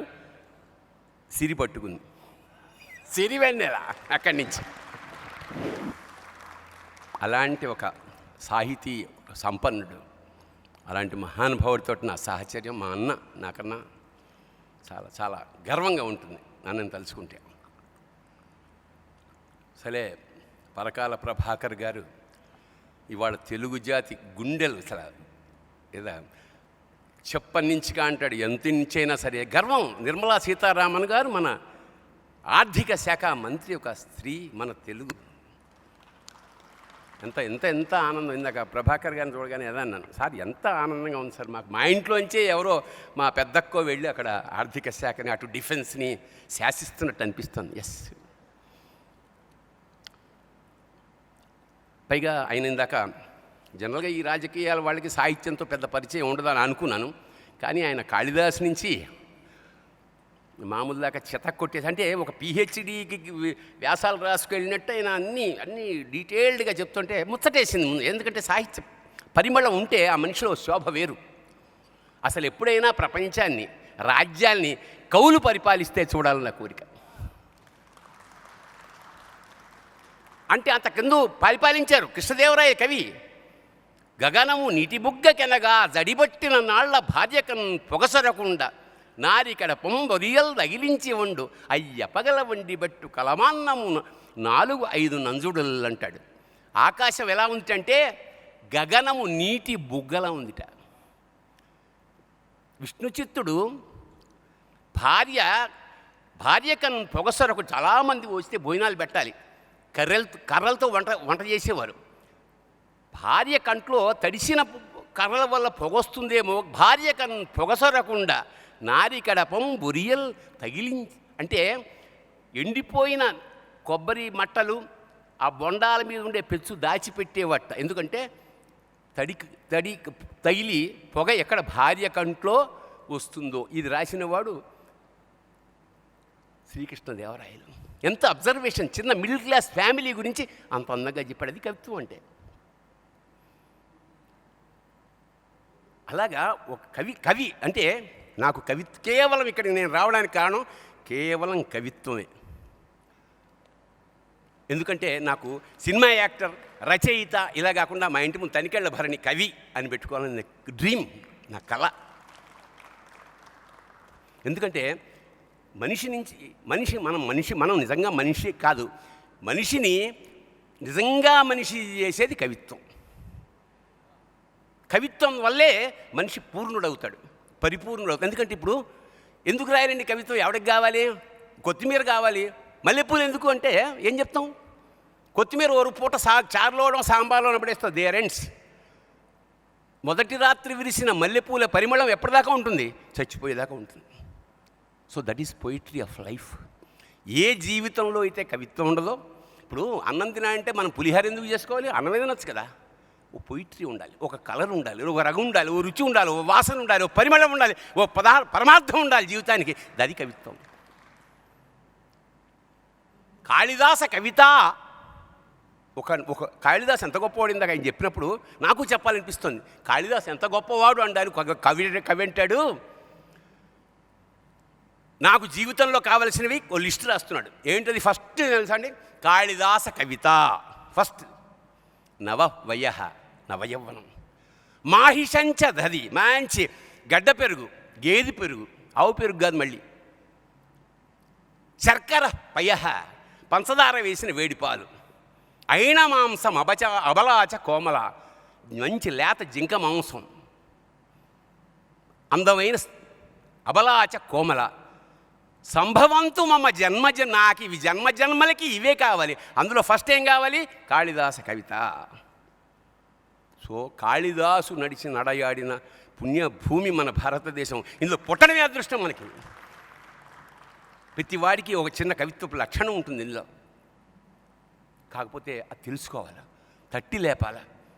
ఎప్పుడో భీమిలీకి వెళ్ళి ఆ సముద్ర సౌందర్యాన్ని, ఆ సూర్యోదయాన్ని, సూర్యాస్తమయాన్ని చూసి ముచ్చటపడిపోయి అక్కడున్న చేపల పట్టి అతనితో జాలరుతో అడిగా, ఏం అదృష్టమే తెల్లారులేస్తే సాయంత్రం సూర్యుడు ఎంత అందంగా ఉంది అంటే, ఏమోనండి నాకు సూర్యుడు ఉదయిస్తే ఏటకెళ్తాం, చంద్రుడు వస్తే బయటకు వస్తాం అంతే. మరి ఏం చేస్తాం? మరి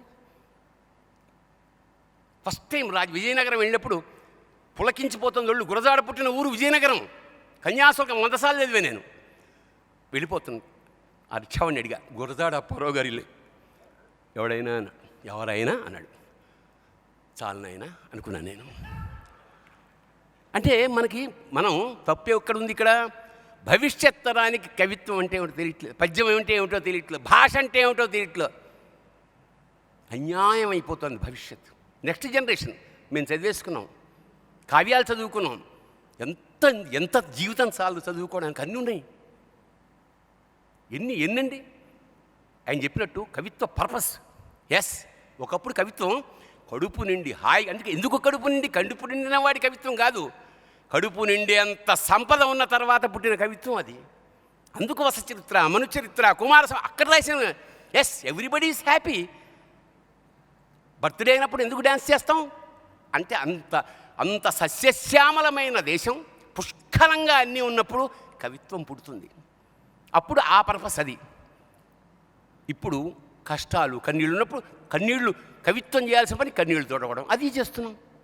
అంటే పూతమెరంగులన్ పసరు బుపబెడంగులు చూపునెట్టివా కైతలు జగ్గు నిగ్గు నెనగావలే కమ్మనం వలెన్ రాతిరి ఉంబవల్ మరపురాని హొయల్ చెలియార జంపుని దాతరి తీపులో ఎనగ తారసలిన్ వల్ల లోదలించిన భాతిగా గైగనన్ వలను బైదు కుత్తుకలోని పల్లటి కూతలనన్ వలన సొగసు కోర్కుల రావలి ఆలకించినన్ దాతడనున్న ముద్దుల మిఠారపు అన్నుల మిన్న కమ్మనవు వాతర దొండపండు వలి వాచగావగిన పంటను ఉదిన్ గాతలి తమ్మి చూలిదర కైవసమం జవరాలి సిబ్బపు మేతలి అబ్బురంపు జిగి నిబ్బరపుబ్బకు గబ్బిగుబ్బ సంగాతపు సన్నతంతి భయకారపు కానడ గౌళ పంతుక సాతత తానతానల బసంది ఉటాడు గోటమీట బల్ మోదలనం వలన్ హరవు మొల్లము గావలే అచ్చతెను నీ రీతిన సంస్కృతంబుపచరించిన పట్టున భారతీయ వధూటీ తపనీయ గర్భనికటీ భవదానన సర్వసాహితీ భౌతిక నాటక ప్రకార భారతి సమ్మత ప్రభ సీత నగాత్మజ గిరిజశేఖర సీత మయూఖరేఖిక సాత సుధాప్రపూర బహువంగ గుమంగుమ గుంగుమార్బటి జాతక తాళయుగ్మలే సంగతి సుంచు విపంచికా మృదంగా తత తేహితత్త హితహాదిక దందడు దాను నింది మీ వ్రాతన యానుకూల ఫలవార కుహుచ్చక హార కింకిణి నూతన గల్గలాచరణ నూపుర ఝళఝళీ మరంద సంగాత వియద్దుని చకచక ద్వికచోత్పల సార సంగ్రహాయాత కుమారగంధివ హాది సుగంధ విలాసయుక్తమై చేతము చల్లజేయవలే చల్లున జిల్లవలెన్ మనోహర జ్యోతక గోస్థనీఫల మధుద్రవ గోఘృత పాయస ప్రసారాతి రసప్రసార రుచిర ప్రసరంబుగా సారే సారే కొన్ని ఆశ. ఇప్పుడు నేను ఇది కంటరా పట్టడానికి 3 నెలలు పడితే అలవోకగా స్పాంటేనియస్గా ఆసు కవిత ఇది పెద్దన చెప్పాను. అలాంటి వాళ్ళకి దండం పెట్టద్దు. మనం అంతా అర్థమయ్యే కొట్టాము చప్పట్లు. నాకు అర్థమయ్యే చదివానే ఇది ఆ రిధం, ఆ లయ ఉంది. తర్వాత ముందు అసలు ఏమిటో తెలిస్తే అరే భలే ఉందే అన్న ఆసక్తి నెక్స్ట్ జనరేషన్కి పుట్టిస్తే అప్పుడు వస్తాడు వాడు ముందుకు. ఇంత గొప్పదా మన సాహిత్యం, ఇంత గొప్పవాళ్ళ మన కవుల కంటె తుహిన కర్పూరని భకీర్తి తెచ్చిరెవర నీకు తెలుగు తల్లి సాహితీతరంగ సంగీత రసుని ధుని దేశభాషలందు తెలుగు లెస్స. అలాగా కవిత్వం నిలిచి వెళ్ళే కర్పూరపు కళిక లాంటిది అది. ఎస్, నాకు చాలా ఇష్టం. నేను కవికి కనకాభిషేకం అని ఒక ప్రోగ్రాం పెట్టాను చాలా ఏళ్ళు. అంటే సాక్షాత్తు బంగారు పూలు తెచ్చి కవికి అభిషేకించేవాడిని. 3-4 సార్లు 3-4 ఏళ్ళు చేయగలిగాను.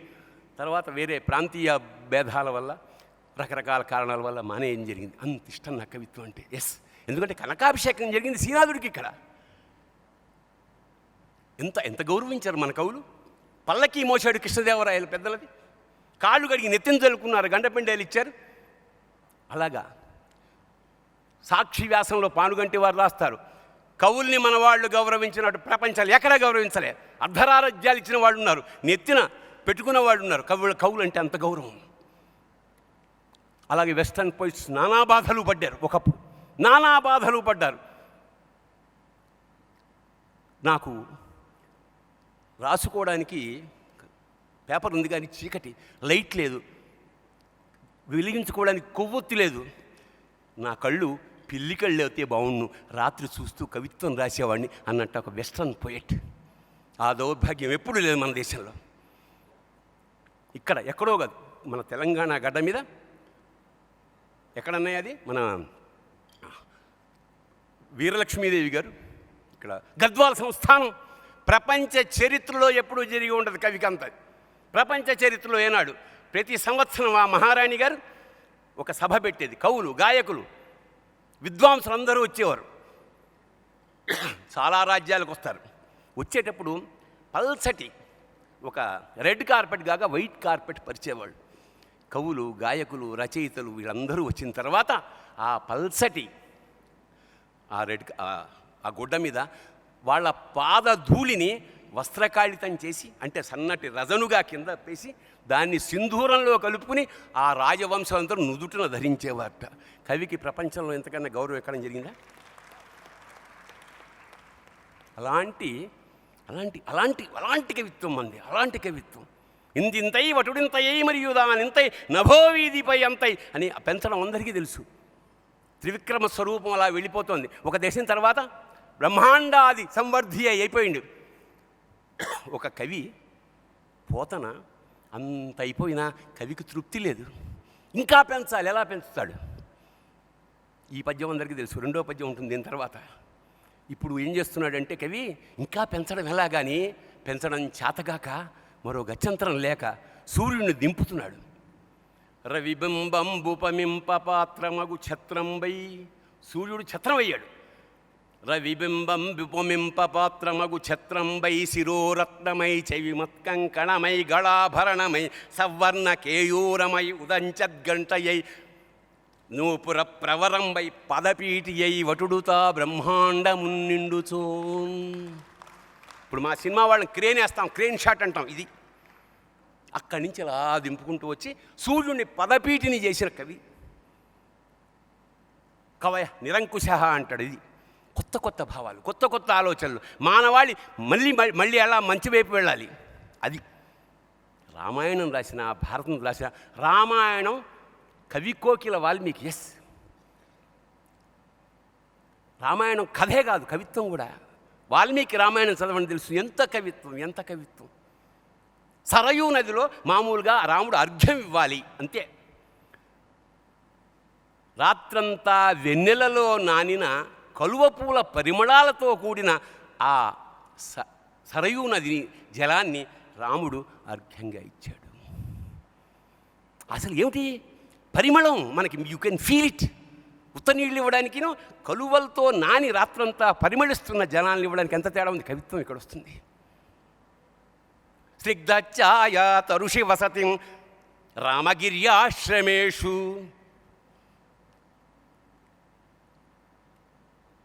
కాళిదాసు ఎందుకు అంత గొప్పగా కాళిదాసు అంటే ప్రతి పదం కవిత్వం. ఎవరో జర్మన్ పోయేట్ గొద్దే చెప్పేదాకా మన కాళిదాసు గొప్పదనం మనకు తెలియదు. ఎలా రాయగలిగాడు ఈ పోయిటరీ? ట్రాన్స్లేషన్ చదువుతున్నాడు గొథే ఓ రాత్రి వేళ. Literally he dance on the roads of Germany. Historical evidence ఇది, నేను చెప్పింది కాదు, పేపర్లో పడింది. కవిత్వానికి పులకించి రోడ్డు మీదకి వచ్చి డ్యాన్స్ చేసేట. కవిత్వం లక్షణం అది.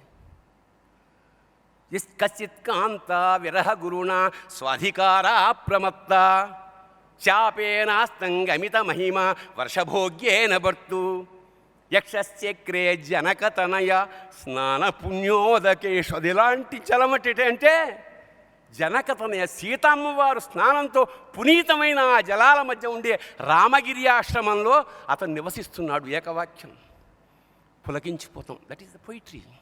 మనిషిని ఉత్తేజితుని చేయాలి, కన్నీళ్ళైనా తెప్పించాలి, ఆనందం అని పరవశింపజేయాలి.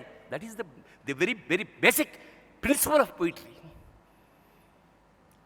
సరే, ఇదంతా ఎందుకంటే ఇంత గొప్పగా ఒక కవిత ఇందాక మా త్రివిక్రమ్ రాశాడు. ఎక్కడ ఊరికే కట్టెలు మోసుకొస్తున్న ఎద్దుల బండిగా ఉండకూడదు, బంగారు రథం మీద ఊరేగిస్తున్న గ్రంథంలా ఉండాలన్నాడు. ఇదిగో సాక్షాత్తు వాళ్ళు ఇవాళ రథంలో ఊరేసుకు తీసుకొచ్చారు. It's wonderful wonderful like wonderful gesture. చాలా బాగుంది. ప్రయత్నం నేను చదివాను, తిరగేశాను. టు బీ ఫ్రాంక్, అబద్ధం చెప్పకూడదు. కవిత్వం తిరగేశాను. కవిత్రయం అంటే మనకి నన్నయ్య తిక్కన ఎర్రన గుర్తొచ్చినప్పుడు ఎంత అందమైన పేరు పెట్టారు, కవనత్రయం అన్నాడు. చాలా చక్కటి ప్రయత్నం. నేను నిర్మోహమాటంగా చెప్తున్నా, కవి ఇంకా చదవాలి, బాగా చదవాలి. చదవడం కాదు, ఒకసారి చదవకూడదట పుస్తకం, 7 సార్లు చదవాలి. చదివి పుస్తకం అవతల పారేయాలి.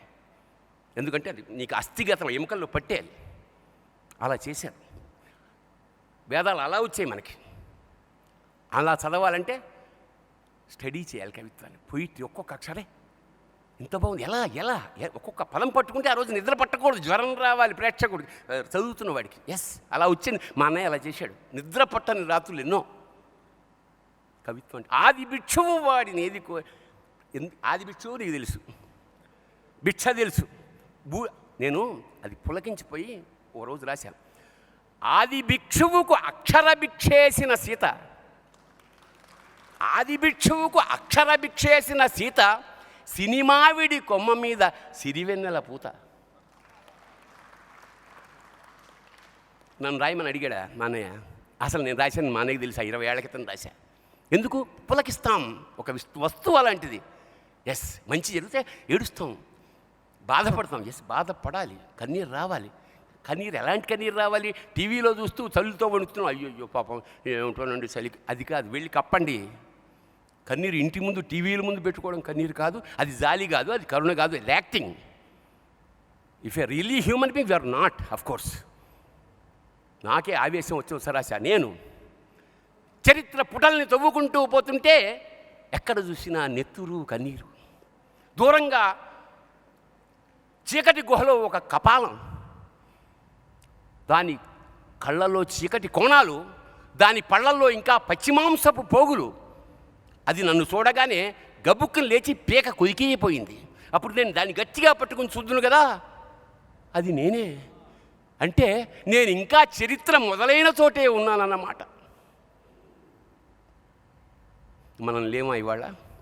పేపర్ తీస్తే కన్నీరుని రక్తం తప్ప ఇంకేమైనా కనిపిస్తుందా? ఎలాంటి సొసైటీలో ఉన్నాం మనం ఇవాళ? పొద్దున్న పాల ప్యాకెట్ నుంచి రాత్రి రాసుకునే అమృతాంజనం వరకు అన్నీ కలిసి ఎవ్రీథింగ్. అయినా సరే మనం బతుకుతున్నామంటే మనం చిరంజీవులం. గబుక్కున మనం మంచినీళ్ళు ఈ మిల్లలు పడితే చచ్చిపోతాం, ఎందుకంటే మనకి నీళ్లు ఇవి గాలి అలవాటైపోయింది. సో కవిత్వమే ఎప్పటికైనా సమాజాన్ని కానీ మనిషిని కానీ బతికించాలి.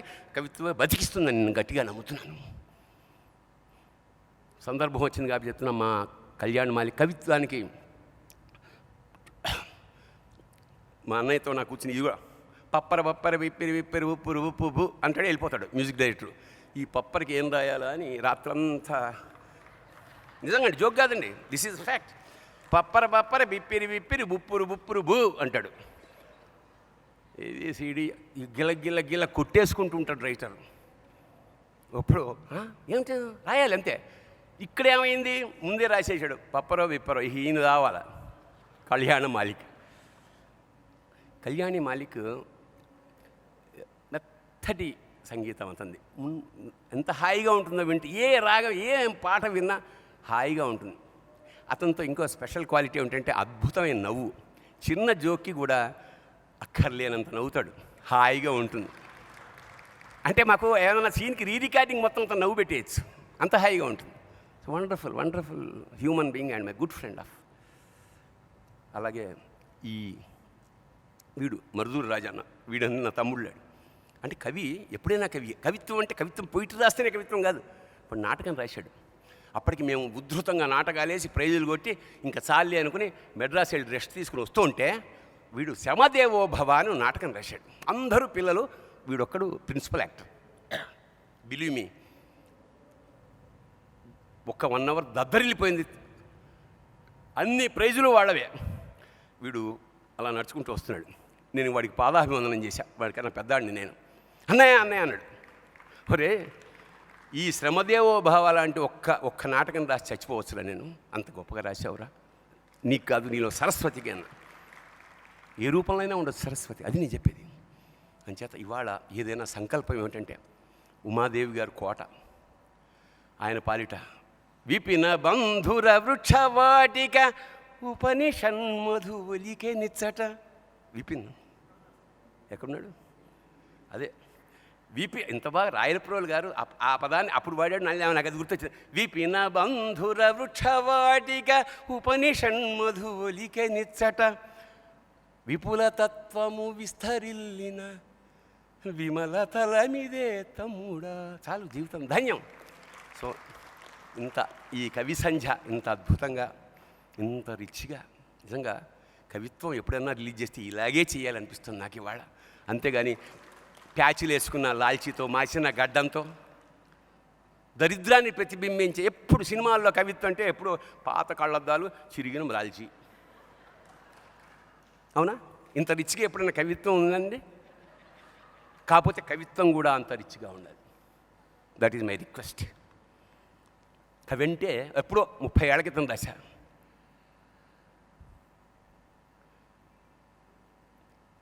కలం తప్ప విసమెత్తు బలం లేనివాడు, హలం తప్ప అంగుళం పొలం లేనివాడు, గడ్డం మాసినవాడు, గుడ్డలు మాసినవాడు, తలమాసినవాడుగా సమాజం వెలివేసినవాడు.